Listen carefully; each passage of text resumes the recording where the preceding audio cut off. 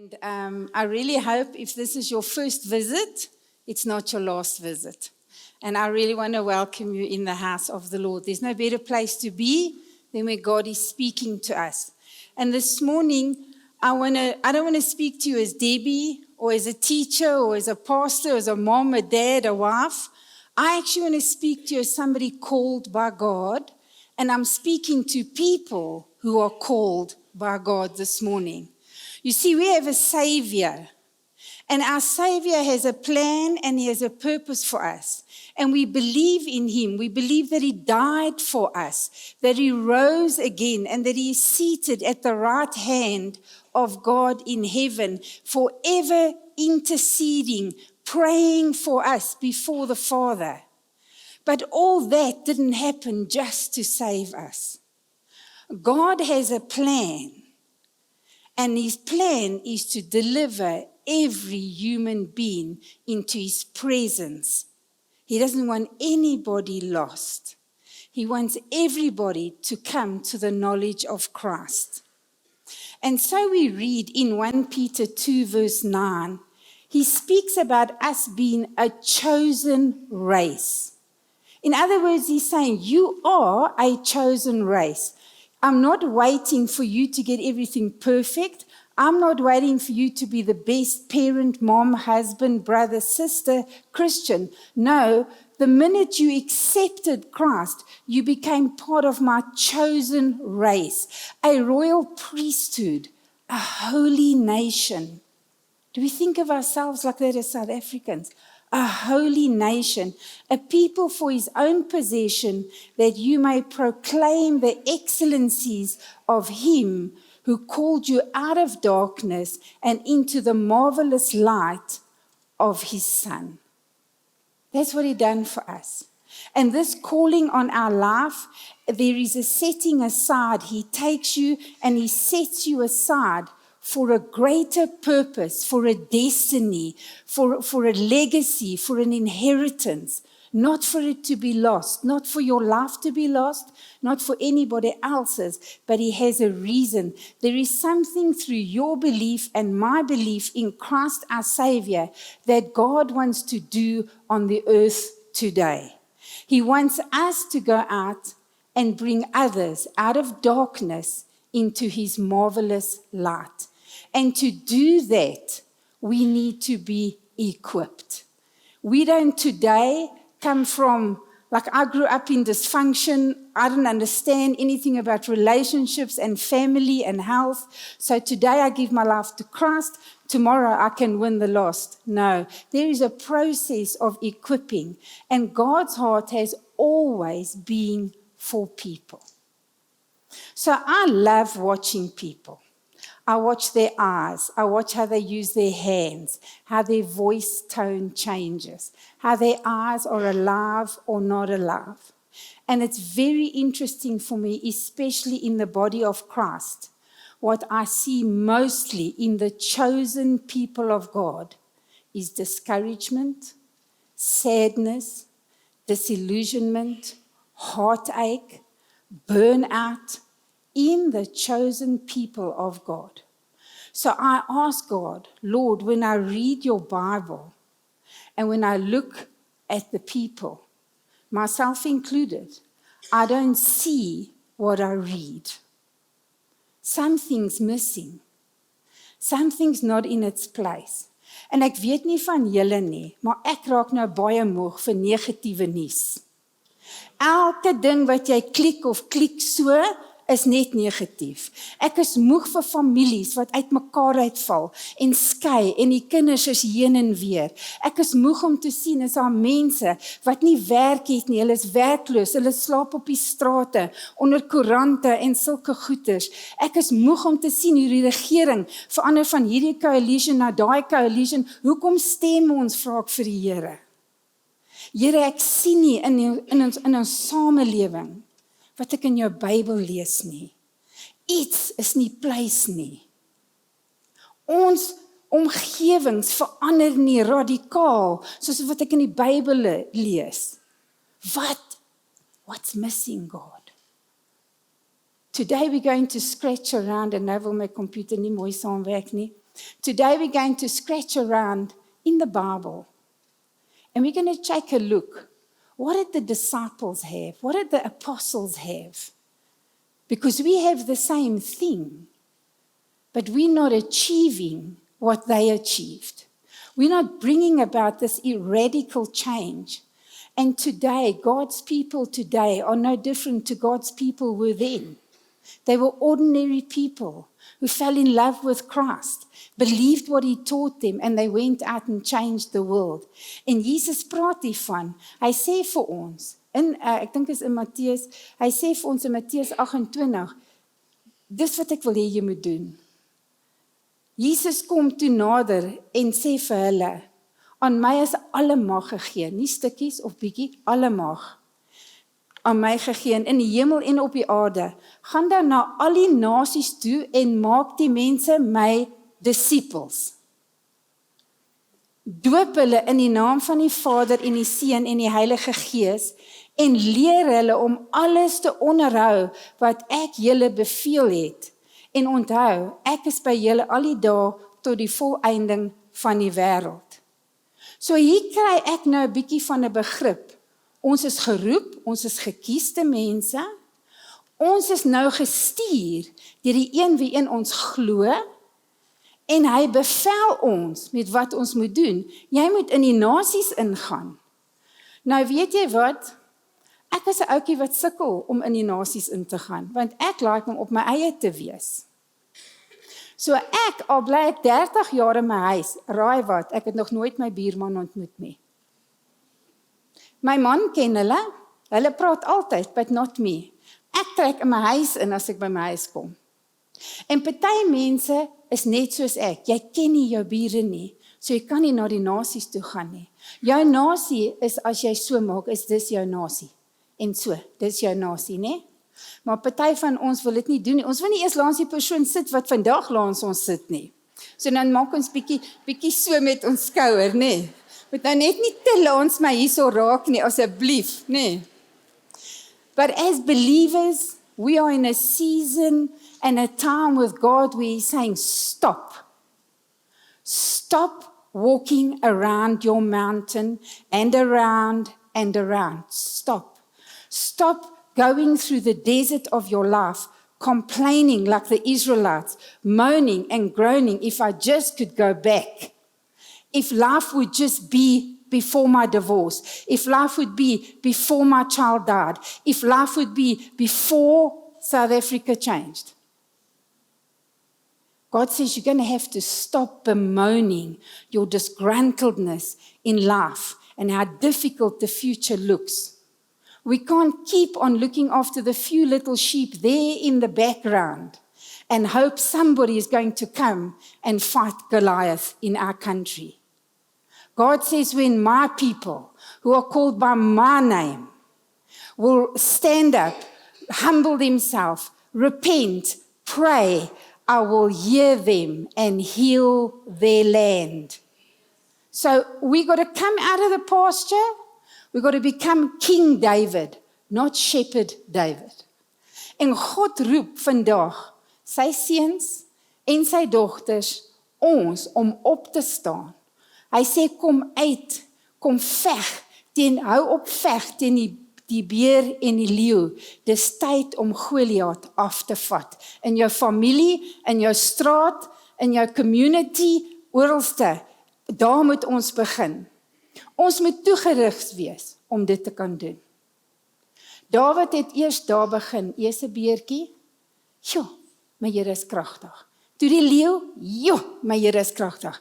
And the day he faced Goliath, he said, who are you to come against my God? Toe hy die krag van die Here geweet. En dis hoe ons moet leef. Ons moet kan sy koninkryk bring op die aarde, soos wat dit in die hemel is. Maar hoe, Here? Hoe doen ek dit? Ek hoor jou, maar hoe? Hoe vernietig ons hulle? Wie is hulle? Wie is die hulle wat jy wil hê ons moet vernietig? Wie is hulle? Who are they, God? And how are we actually going to do this? I ask him, how can I change South Africa? Just me. And then he said, ek het net 12 gebruik. Kry so 11 nog by. How do we change society for your glory, for your honor, and for the peace of mankind and the generations to come? We can call on God. He will show us the giants. But he will want us to work with him and through him and him in us and us to work with other people so that we are equipped, we are mature, and we are able to go out into the land where the giants are. En in Efesiërs sê hy vir ons, wie is Goliath in Suid-Afrika? Hy sê, ons stryd is nie teen vlees en bloed nie.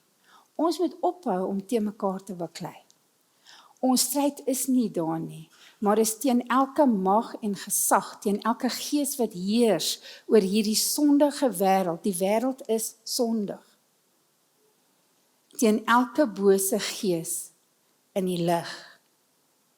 Hierdie vers stuur 'n boodskap oor die ware vyand in ons alledaagse lewe. En dit is nie mense nie. Dit is nie ons verskille nie. Wat onderaan gaan. Ons sien die verskille hierbo in kultuur en kleur en tussen manne en vroue. Dis bo. Maar hieronder waar die bose werk, sê die Here vir ons, is 'n hele ander situasie wat teen jou veg. Ek en my man het vanoggend gepraat oor 'n paartjie wat gaan skei. En hoe die bose ingekom het en hulle dit nie raak gesien nie, want hulle was te besig om hierso met mekaar te baklei. Dit is van groot belange dat elkeen van ons 'n regte ervaring en openbaring het oor die Heilige Gees en die krag van die Heilige Gees om ons te help om hierdie reëse af te bring. We need to shift our focus as believers from visible enemies, the color of our skin, English, Afrikaans, Portuguese, Greek, whatever. We need to shift it to the invisible enemy. We need to shift from fighting in the natural way of the things that are coming up against the purposes of God and begin to fight with spiritual resources and spiritual authority that God has given us. But if we are not equipped, if we do not understand how to pray, how to take communion, how to fast, how to grow and mature in the things of God, the enemy is taking us out. The whole army of Saul were afraid of one man shouting. An entire army of trained men. But one who God was raising up, developing and equipping in the field, said, I'm not going to take this actually. So we need to really make a shift. And the Lord wants to show us, this is what you need, you Debbie, you Shanti, you Haram, this is what you need to go into the nations and make disciples. But I need to put something in you first, like I did to David, like I did when I made Saul go from Saul to Paul. I had to change him, and I need to change you. And I do this by my Holy Spirit. Toe sê hy vir my, hier is die boodskap wat die Here aan Zerubbabel gegee het. Nie met mag en krag sal jy slaag nie, maar deur my gees, sê die Here, die Almagtige. Dit begin met die Gees, die Heilige Gees. En daar's baie Christene, oralste in die wêreld, wat glad nie glo in die Heilige Gees nie. Dis ons beginpunt. Dis die krag. Hier verduidelik Paulus, of die Bybel eintlik is nie Paulus nie, die Bybel vir ons, hierdie woorde wat hy hier gebruik is eintlik 'n militêre mag. Die Here sê eintlik, dit gaan nie by militêre mag wees nie. Dit gaan nie by politieke mag wees nie. Jy kan maar stem vir wie jy wil. Dit gaan nie so wees nie. Dit gaan deur die krag van my Heilige Gees wees. So ons moet 'n verhouding met die Heilige Gees hê. Dit is van uiters belange. Laat ons hom vra, Heilige Gees, help my. Help my in my familie. Help my met my kinders, met my vrou, met my oom, met my tannie, met daai persoon in my kantoor. Daai plek waar ek my hare sny, help my. En hy sal ons kom help. As ons buite die Heilige Gees werk, is dit 'n werk van die vlees en dit gaan nie lank hou nie. Gaan nie lank hou nie. The book of Ephesians is where I want to chat to this morning, because Apostle Paul went to Ephesians. It was a major commercial city in Asia. Today we call it Turkey, but it had a population of about 500,000 people, and it was economically very prosperous because of its pagan worship. This was a city where the people worshipped magic, they worshipped the occult, they worshipped the goddess Diana, and they had built a temple to her, and you paid every time you came into the temple to worship her, and the temple was like a bank, there was a lot of money flowing, and from the outside, everything looked okay. And God sends Apostle Paul there. He wants to change what's going on in that city. And Paul goes there and he starts a church, and he spends about 2 to 3 years, and he teaches them there is no power above the power and authority of Christ. All this idols you got in your home, books you've got, everything doesn't work. So the people start converting, and they give their life to God, and they start to burn their books of their occult, and they stop going to the temple, and they stop buying idols. And what happens to the economy? It starts to go down, and your businessmen get angry, and they start rioting, and they start demanding, we don't want this man here anymore. He must go away. He mustn't speak here anymore. But Paul was just a man like you and I, an instrument in the hand of God that worked with the power of the Holy Spirit, and you saw a physical change in people and an economical shift because of the power of the Holy Spirit. And in 1 Corinthians, this is what Paul says. He says, it's not on the board, and my speech and my preaching were not with persuasive words of human wisdom, but in the demonstration of the Spirit and the power. That's what's happening. That your faith should not be in the wisdom of men, but in the power of God. If we want to change anything, your home, your street, your community, your country, your business, where you work, anything, it works by the power of God through men and women who believe their God, who pray to their God, who are equipped in their God, who are matured in their God. Where there is no honor towards God, there can be no righteous impact in a nation. It will be changed, but it will go back again. It's like saying sorry that you were caught doing something, and then tomorrow you do the same thing. Paulus het nooit mense na homself toe gelok nie. Nooit nie. Hy het altyd al die eer aan God gegee. Al die krag was die Heilige Gees. Hy het dit nooit, as iemand jou lok na hulle toe, hulle loop nie in die gees nie. Loop glad nie in die gees nie. En ons leer hier uit, dat wanneer evangelie waarlik verkondig word in 'n stad, en God is kragtig bewys aan die mense, dan is alles verander. En ons kan dit sien met ons natuurlike oë. Ons hoef nie in die gees te wandel en wonder of dit gebeur het nie. Ons sien hoe goed verander. Ons sien hoe vat die Here iemand wat op dwelms was, en met 'n tyd verander hy daai lewe. En daai persoon is verskillende mense, nadat die Here met hulle gewerk is. En dis dieselfde wat gebeur het in Efesiërs. Die stad het totaal verander, en die ekonomie het ook verander. We see two things happen when the Spirit of God starts to preach the Word of God. The first thing that happens is people dishonor God.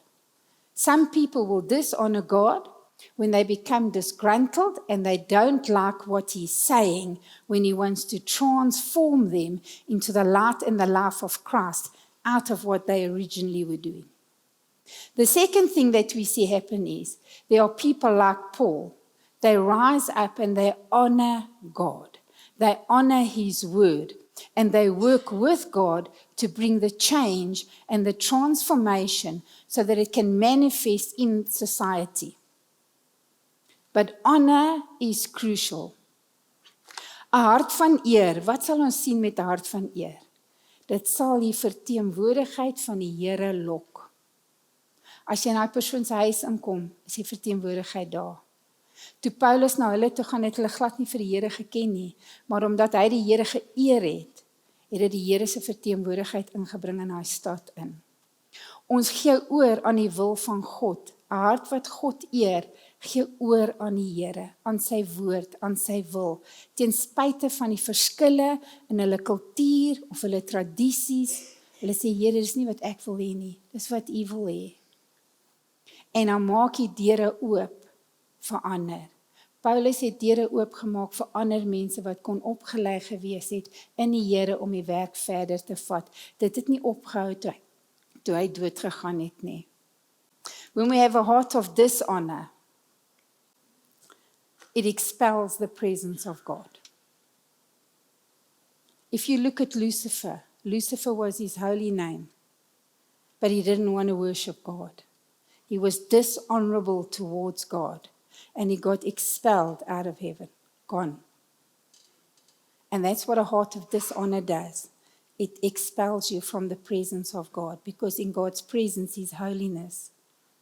When we are dishonorable in our hearts to God, and we are disobedient to Him, it will break relationship.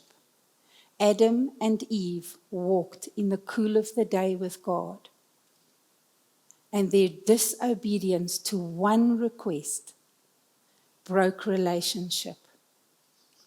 I, in my life, have been a very dishonorable person because I didn't understand honor, and it's not really taught. And I've lost many relationships because ek wil nie hoor wat jy te sê het nie. You know, I was just like that. So it stops the flow of heaven into your life. The Bible tells us in Matthew, I think it's 13 verse 58, that Jesus could do no miracles in that place. Why? They could only see Him as the carpenter. They couldn't honor Him as the Son of God. So the flow of heaven, healing, signs, wonders, it couldn't take place there because of their dishonor towards Him. So it is impossible for us to fight the giants in our homes and in our land if we continue fighting each other.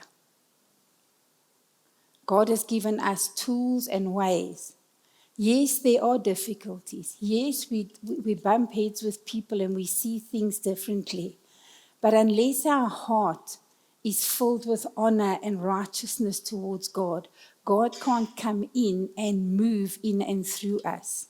We have to have a heart that is surrendered to God so that He can come and do powerful and mighty things through us.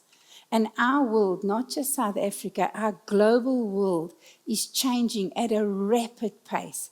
When I see what my granddaughter has available at her fingertips at 9 years old, it is frightening.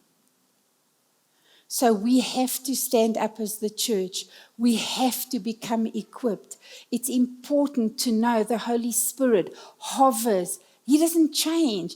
In Genesis, it said He hovered over the darkness above the world. And He hovers today. And God is starting to shine light, just like He done in Genesis. He's shining light on His church. We are seeing people who have stood in big churches, led multitudes to God, but their personal life has brought a downfall the minute God put the light on it. God is moving and He's not accepting this half-baked Christianity anymore. He wants a bride that is without blemish and without wrinkle, that is going to take down the enemy and save the people that Christ died for.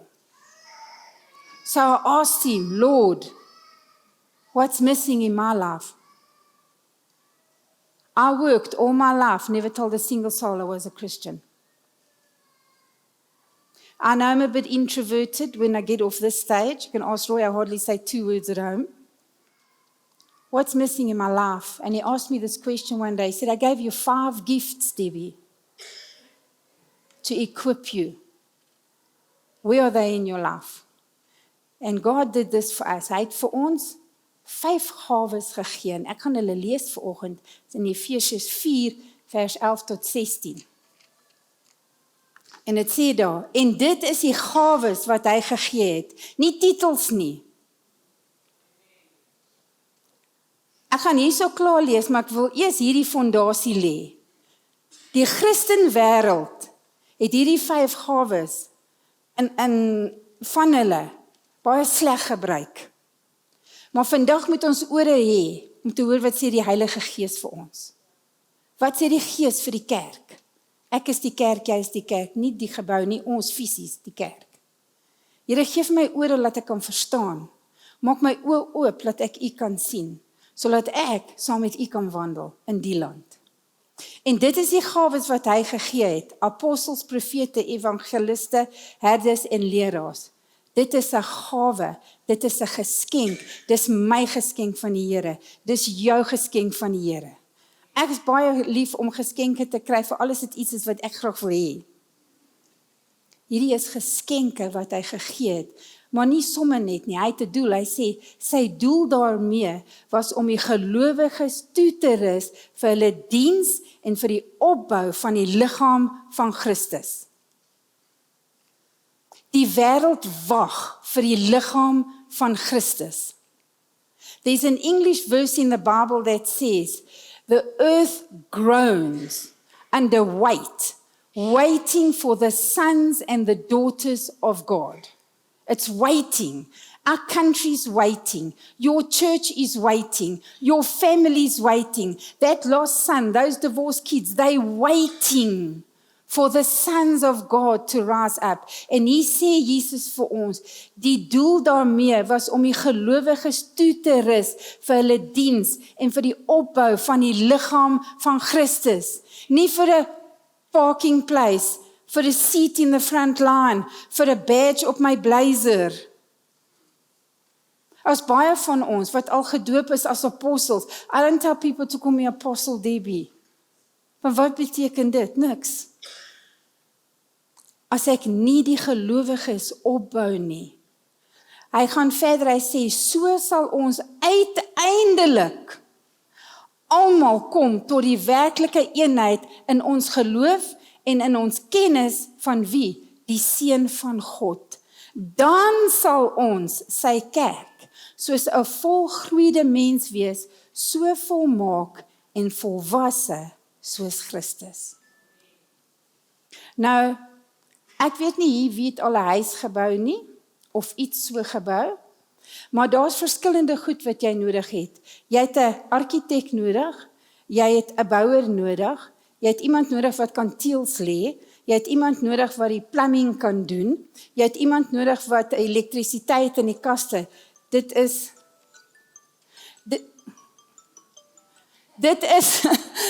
is verskillende mense wat daai huis gaan bou en tot hom klaar bring. So as ek sê, wel, ek's jammer, ek glo nie in 'n electrician nie. Dis ou tyd so goed daai. My oupa het dit nie gehad toe ek op die plaas gebly het nie. Nou wat gaan met my gebeur met my huis? Of ek sê, ek het al gesien hoe sleg het my pa met houtwerk gemaak. Ek het nie kaste nodig nie. Ek het dit nie nodig in my kombuis nie. Dis wat ons sal dit nie doen met ons huise nie. Maar geestelik doen ons dit. Geestelik doen ons dit in ons lewe. Ek het nie vir daai pastoor nodig in my lewe om vir my iets te kom vertel nie. Ek weet, ek is 'n volwasse. En so maak ons. En die Here wil nie hê ons moet so wees nie. Pieter Nel het omtrent so 2 weke terug het hy mooi verduidelik die pad vorentoe. Hy het mooi verduidelik volgens die Bybel, wat is 'n apostel? Wat is 'n profeet? So ek gaan nie dit heeltemal deurwee nie, maar ek gaan net so iewers hier en daar raak op daai 5 gawes. En nou wil ek hê jy moet in jou hart kyk, met watter een praat hy met jou? Want I'm a teacher. I love teaching. If you say a teacher does this, my heart says yes. Okay, I want you to find your yes. This morning, dis ek, Here. Ek is nog miskien 'n baba in dit, maar daai sit 'n vuur in my hart. as jy my so kan toerus. That's nice for me. So apostles are architects, they're builders. They build the church, and they build people, they build culture, they build into the government. That's what God wants. He wants them to build there. They are the primary leaders of the church. And they need to hear from heaven what God is saying. That's what Peter Nel said, die pad vorentoe. Waar het hy daai idee gekry? Op sy knie. Op sy knie. They need to hear from heaven what God is saying, and they need to bring it to the earth. It's the same as a father in a house. He'll say, I prayed. God said, we must do this. And he's going to direct his family. They flow in signs, wonders, and miracles. We see it with the apostles throughout the Bible. We see it with Jesus. They need to flow, but they've got to be matured there. And they push back the evil forces and the demonic out of the way so that there's a way for the church to move forward. They draw people into their calling. They will tell you, this is not who you are. This is who you are. And they will put things in place and training centers and things in place so that the body of Christ can come and receive the equipping and the maturing that they need. Irma invited me about 2 weeks ago onto a Zoom with people in Pakistan. It was about 30 people, Uchi? 40 people. They're not sitting in a nice church like we are. They're sitting on a cold cement floor. The walls are all broken. And all they want from Irma, teach us about God, please. Teach us about Jesus. Teach us about the prophetic. Speak into our lives. So Irma teaches and we teach and we pray, and she prays for them to receive the Holy Spirit with the evidence of speaking in other tongues. And just like that, bam, about 3, 4, 5 of them received it, and it's carried on over the weeks. They keep sending a message to say, this is amazing what the Holy Spirit is doing here.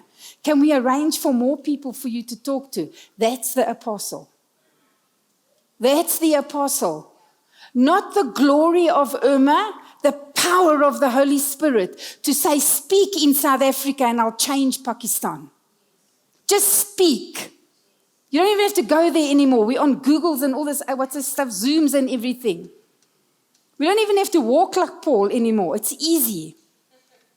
So wat van die profete? Ek het al net slegte goed gehoor, totdat ek in die regte flow van die profeties gekom het, klas toe gekom het en geleer het, wat is dit? Very simply, ons kan almal hoor wat sê die Here. So het Jesus gesê, my skapies ken my stem. So ek hoor by hom, Here, wat sê jy vir my dogter? Wat kan ek vir haar sê in hierdie tyd? Wat sê jy vir my lyfie? Sy sukkel by die skool, hulle boelie haar. Wat 'n woord kan ek vir lyfie gee? Om haar krag in te gee.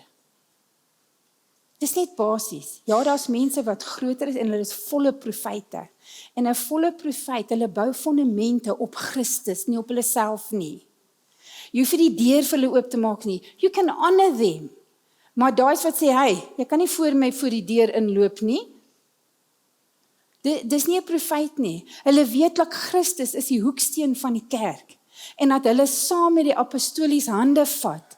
En saam bou hulle die fondament vir die kerk om op te staan. Hulle verander ook kultuur. Hulle soek die koninkryk van God moet kom in elke persoon se lewe. Hulle weet en hulle praat en hulle vra vir die Here, sê vir my, wat sê jy? Wat sê jy vir die volk? Wat sê jy vir die jaar? Wat sê jy vir ons nasie? En dan spreek hulle dit uit, want hulle verstaan, in Genesis het God gespraat, dat daar lig wees en alles het verander. So die woord moet uitgaan en hulle praat in ons harte in. Ek het al gesien hierso waar mense sit en huil. Hulle lewens is so moeilik, aan huil hulle. Dan kom die profetiese persoon, hulle bid vir hulle, hulle gee vir hulle 'n woord en dit raak hulle hart en hulle weet, Here, jy het my gesien. Jy, Here, weet, dis net jy wat daai woorde vir hierdie persoon kon gegee het. Want ek vir niemand vertel nie. Then you get your teachers. They focus on the truth. Teachers are easy to see. They love research. They read for a lot. And they study a lot because they want to know, what are you saying? What did you mean when you said it's not by mag? You meant it's not by militaire mag en politieke mag, want dit verander dat mense kan verstaan. They can make complex things easy to understand and practical to use. Dan kry jy 'n pastoor. Jou pastoor fokus hoofsaaklik aan die mense. Hulle gee om oor die mense en die mense behoeftes. Hulle sal jou bel en vir jou kuier in die hospitaal. Jou apostoliese persoon gaan seker possibly not come visit you. Because the anointing on your pastor is the love of God for the sheep. To care, to let you know God loves you. I want to clean you, fix you. Come in with me here. Die evangelis, hy wil nie eintlik hier sit vanoggend nie. Hy wil daar buite wees.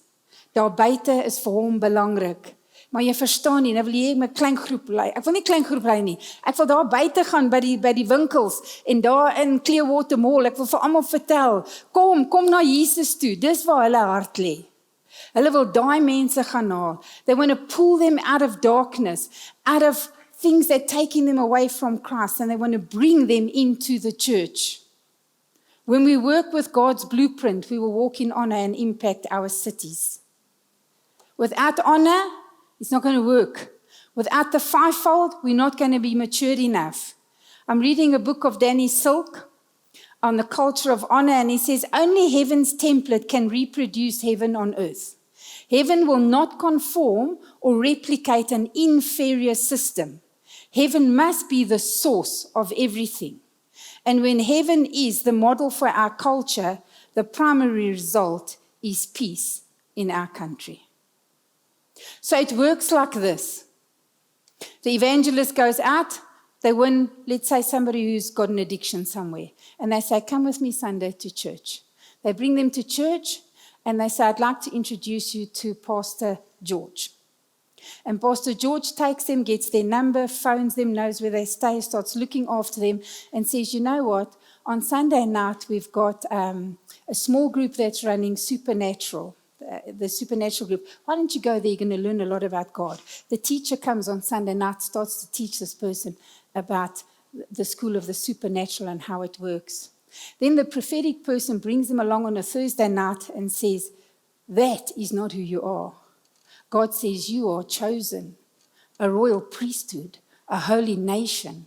You're going to bring people from darkness to light. And the person thinks, me? Yeah, no, this is no lekker. Daar's iets goed in my lewe. And the apostle says, you can come here every day. I'm going to build this and I'll make sure that we can lead you fully to Christ so you can fulfill your calling. We cannot build a house unless we have all the people that we need to build it. Wanneer ons in samewerking is met God, deur die krag van die Heilige Gees, sal ons al die gelowiges kan opbou in die liggaam van Christus en hulle uiteindelik uitstuur na die nasies toe. En daar sal vrede wees en vryheid wees in die land. Die Here sê, hier beteken die Here die Gees, en waar die Gees van die Here is daar vryheid. The church is our equipping place. The fivefold have a responsibility to God and to you to equip you for the work of the ministry. So what did we learn in summary? We are chosen to pull down the giants in the country. The fivefold, their function is to equip believers to the fullness of maturity in Christ. We are equipped believers, then we need to go into the nations and make disciples, bring the flow of heaven to earth, and see Christ honored and the city impacted for the glory of God. That's what we've learned this morning. My life is not there. I can teach and preach, that's not my problem. I have to come out of my box when I leave here. I have to learn to get to know my neighbor. I have to care about my hairdresser. I have to care about the person who services my car. But I'll never get there if I don't take myself to the place that God has made for me to get trained up. I'll be a Christian after 40 years who still doesn't know my neighbor. Dis nie God se bedoeling vir ons nie. Hy gaan hierdie omgewing, this area, I live in Pretoria, so I'm not sure, everything for me here is Roodepoort. Maar hy wil dit verander deur julle. Deur julle. So ek gaan vra dat ons oë toemaak, en ek gaan net vir ons bid, sodat die Here in ons harte werk, laat ons omgee, eerstens vir hom, en om eer, en saam met die Heilige Gees werk, om mense aan te raak. Lord, everything that you've done through Christ, you did for the church. You said that you gave us the fivefold, the apostles, the prophets, the evangelists, the teachers, and the pastors, to equip us. Lord, help us to accept your gift with an open heart. Lead us into equipping, lead us into maturing into the fullness of Christ, so that we may become your sons and daughters, and that wherever you send us out into the world, universities, schools, homes, shops, businesses, marketing, sports, government, wherever, the power of your Holy Spirit, the demonstration by signs, wonders, and miracle will change our country and change our lives. In Jesus' name, amen.